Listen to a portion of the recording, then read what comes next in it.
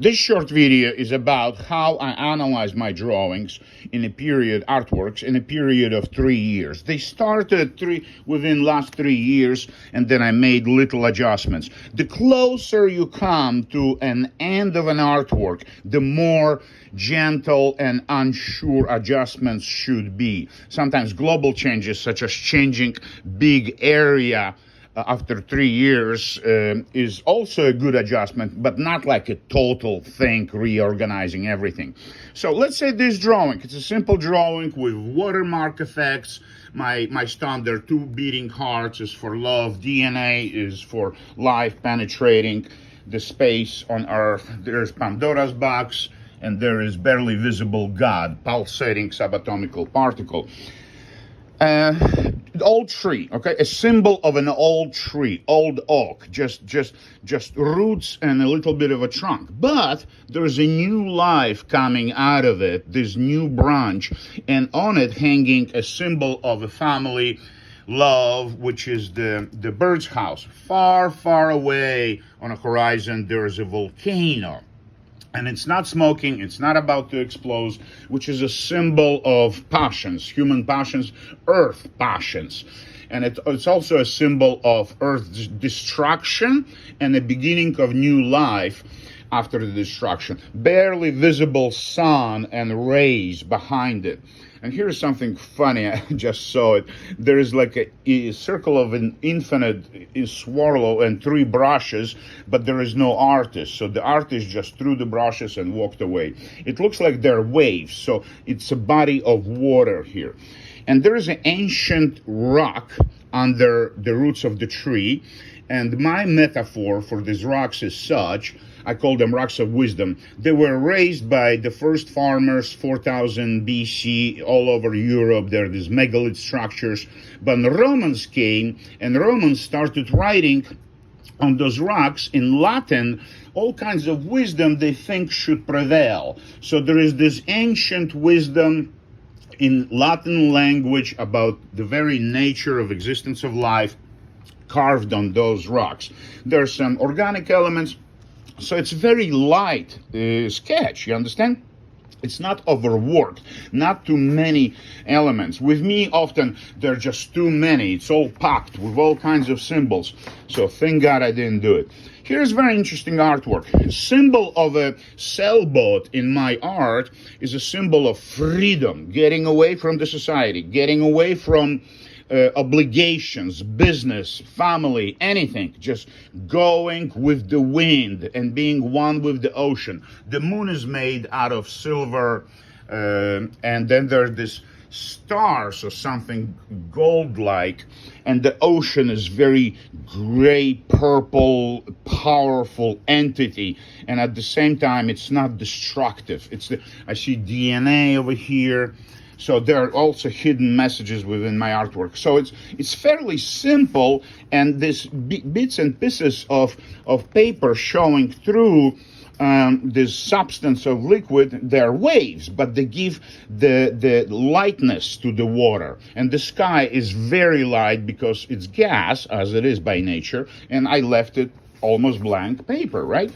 Okay, here's a difficult symbol. I'm talking about symbolism, but I want to talk about composition as well. So here we have 2 elements, a snail, curvature of the planet, some stars, and the snail is blown by the wind, and it's kind of gold reflection, and then there is this pyramid. So the snail is ginormous, and we know snails, they're moving slowly, right? So the symbol of this artwork is moving slowly but being a giant. So be in a rush, but slowly. And the pyramid is a symbol in our civilization as if eternal life, as eternal wisdom, immortality, symbol of our architecture, civilization.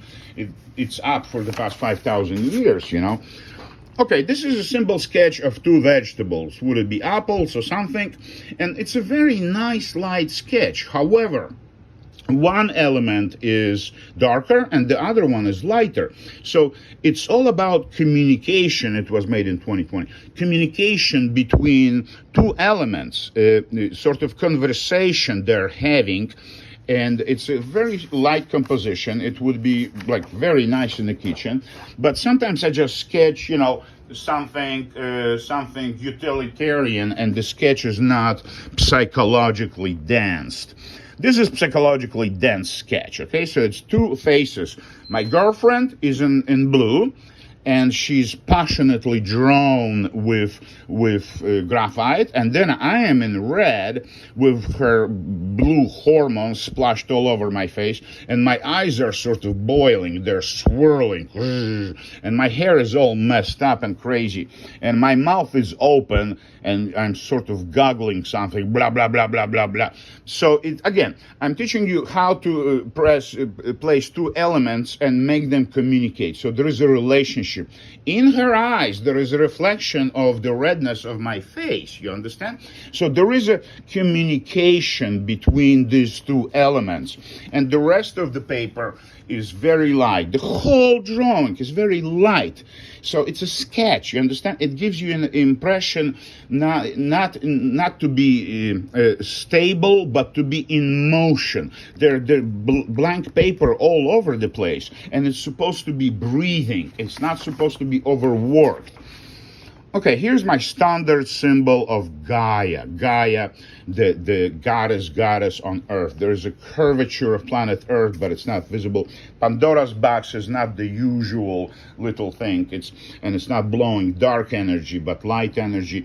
And I started adding one or two colors. So in this case, Gaia is supposed to be bleeding with this paint. And I also attached some kind of texture fabric with a rabbit skin glue. I will make another video explaining the technology of rabbit skin glue. It's prevalent because it's so cheap. You can use a lot of it, and the green branches are floating there.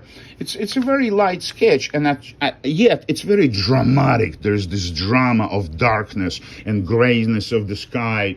Looks like a moon or sun behind this sky. Okay, this is a rose, okay? I love flowers, but this technique I have developed, I call it infinity machine, where these little lines, they're actually unpredictable. They're not drawn individually by hand. And it's expressing the idea that the very structure of our universe is quantum structure, okay? And it's unpredictable. The behavior of subatomic particles is 100% unpredictable. You don't know where it's going to pop out next. And so the very structure, the molecular structure of the mass of this flower is unpredictable. But from far away, it's definitely a flower, okay? It's definitely a flower, some sorts. I'm not drawing specifically tulips or roses. No, I'm not botanical illustrator. I'm expressing ideas and feelings in simple objects such as flowers. There is nothing wrong with flowers, right?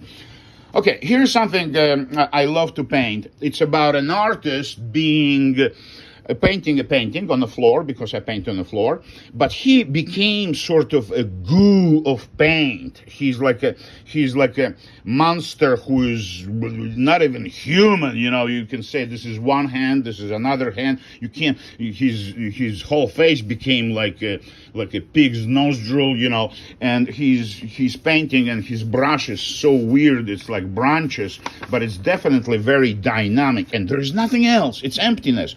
And I'm still didn't sign it. I'm still debating, whether it's finished or not. I'll think about it. Give me a couple of years. And this is very interesting. I started it in 21, and recently, I think a couple of months ago, I made this addition of paint, and the texture of sand to beating hearts were added, I think, last year. So in 21, I made this charcoal, unpredictable motion, and it became two trunks of trees, but there is sort of a branch between those trunks of trees, and there are two beating hearts. In original, it's easier to see, right? So it's about love, and there are stars over here. in one of those trunks of the tree. So this painting is about love between two figures, and it's hard to determine whether they're human figures or they're tree trunk treasures. And again, here's a texture very different than the charcoal. It stands out. It's sort of not of this world as in a black and white drawing, but it becomes, by the power of art, a part of this drawing. By being a contradiction of the very texture of this substance, it becomes a part of this world. And I added the swirling sort of to catch up with the body of the left figure. I think it worked out pretty good. But again, I'm not sure it's finished. Maybe a year will go by and I will add something else. As I evolve in my thoughts, the little steps I take to progress with those drawings are my steps of evolution. Okay, this is from the series I call Fact Knows What. This is when I'm real tired after 10 hours of drawing and painting, I do something crazy that doesn't make any sense. So first, I think were those splashes in pink, which I was making with grass. I took grass and I dip it in pink paint and I just smash it like with the branches, and it came out pretty dynamic, unpredictable, every smash of it. But then I wanted some structure, so I added a human print. A year later, I wanted to add Holy Grail. This is a Holy Grail, and the shooting star. And then I cut it out recently and glue it on a new page, because on the sides there was too much garbage. So I think it's pretty neat by now. So it's abstract and it has many symbolic meanings standard to our civilization, but at the same time it becomes a new meaning. What is the meaning of shooting star, Holy Grail, human print? Figure this out. That's why I call them hell knows what. And this is